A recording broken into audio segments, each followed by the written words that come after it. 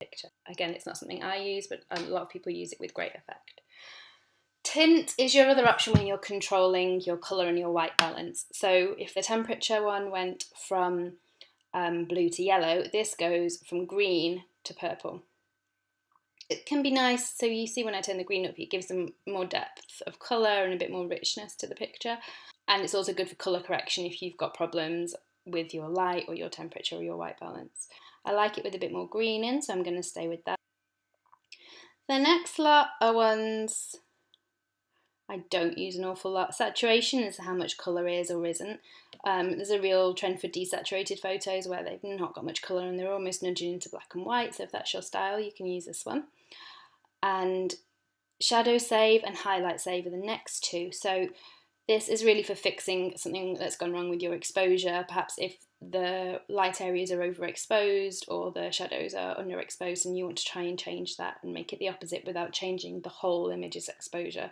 You can play around with these just to show you what they do. It's really hard to show you without a picture with the problems, but it lightens any dark bits up and tries to leave the light bits untouched. And this one does the opposite. Sharpen, if you've got a bit of blur or are lacking a bit of definition, that might be able to save it. This adds grain, so that film texture we see sometimes on old photographs, this sort of replicates that and you can add that grain effect. If I turn it up quite high, you'll be able to see. Again, a subtle amount is usually the best, if at all. I'm not going to go for that. I never use the highlight tint or the shadows tint, but it works on the same areas as the highlight and shadow save, but you can choose a bit of colour to put in there. I've not really found a way that that's helpful for me. This is your horizon fix. Most people are familiar with this because of Instagram having brought it in. Press the cross because I don't want to save any of that. So you've got horizontal and vertical fixes for that. The vertical one's really good if you're taking pictures of, say, houses and buildings from the street, and you get that really strong sense of perspective. You can just bring it in a bit. So those are the tools. The ones I use on a day-to-day basis.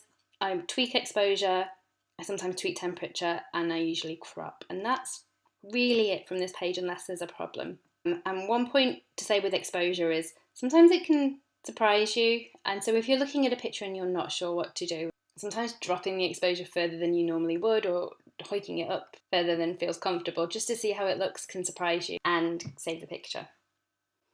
Okay, so when you're done with your editing tools, you press that arrow at the bottom again to bring these options up, and you remember the colour wheel, that was our filters. So because I know my favourites, I tend to go straight to them. When I was starting out, I would literally tap each one, appraise, and move on and see which ones I preferred.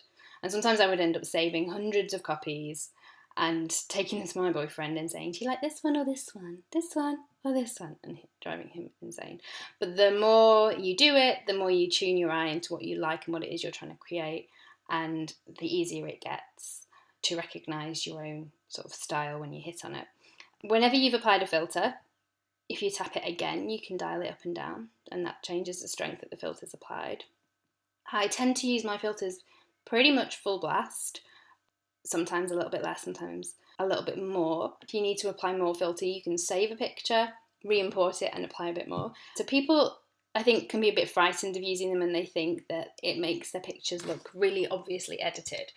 And it really depends on your own style, but I would say most people who are using it, I think, are using them full blast. And unless you're looking at everybody's Instagram and thinking this is completely over edited and I hate it, then maybe trust yourself and just try it out. So then I just clicked done when I'd chosen the filter and the circle again, and then you get your finished photograph. So when I spoke earlier about making sure your whites match, I can see from this one that my whites here are the same as the whites in the rest of the pictures. My greens are quite different if you compare with this one. The greens there are quite blue toned, and here they're much more yellow and a lot warmer.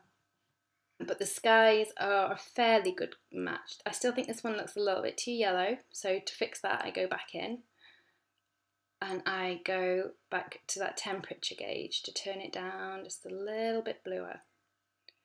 Maybe somewhere around here. And that's that issue of Instagram where things are presented as a gallery side by side. It's quite different to how you would edit a photograph just for its own sake. If a picture was going to stand alone, I may well have just left the edit as it was. But because I want to keep that cohesion, it's important to make sure that there's a bit of a flow to it. If you are new to the app and you haven't bought any filters, you won't have quite so many as I have here. But if you scroll all the way to the end of your filter options, you see that shop icon, and it will take you to their store where you can buy more presets for a few pounds.